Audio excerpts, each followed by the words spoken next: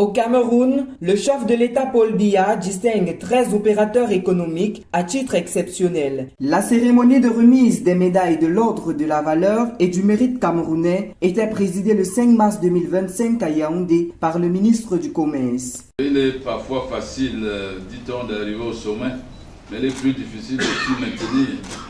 Vous avez donné goût à la population sur certaines pratiques commerciales nouvelles, des caravanes itinérantes de vente des produits, les ventes sur site, la mobilité des opérateurs économiques qui n'attendent plus que la population vienne les trouver, mais qui vont vers la population. Le gouvernement attend donc aussi de vous que vous continuiez ce que vous avez si bien commencé.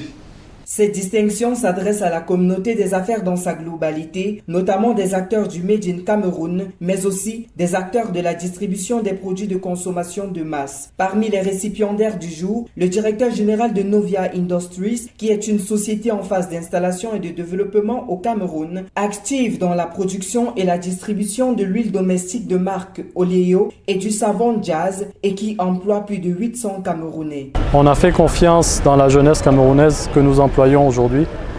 On a écouté le consommateur camerounais et ce qu'il recherchait. Ce qu'il recherchait, c'est la qualité à un pouvoir d'achat abordable. Et il n'y a pas de magie, c'est ce qu'on a voulu offrir.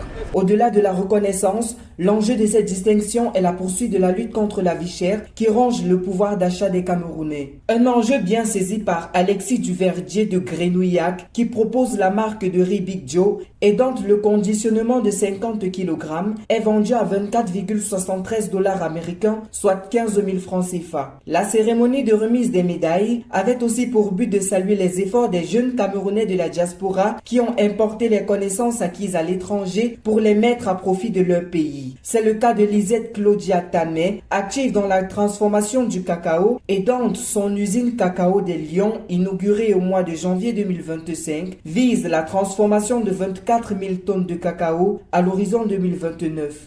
Alors c'est un sentiment de reconnaissance pour un acteur du secteur privé que nous sommes. Les décorations sont souvent plus évidentes pour les acteurs du secteur public. Et donc pour nous qui sommes partis de rien et qui sommes dans l'entrepreneuriat dans un contexte qui est le nôtre, et surtout pour une initiative jeune comme la nôtre, c'est un véritable encouragement. C'est un sentiment de reconnaissance des efforts que nous fournissons et naturellement une motivation pour aller de l'avant.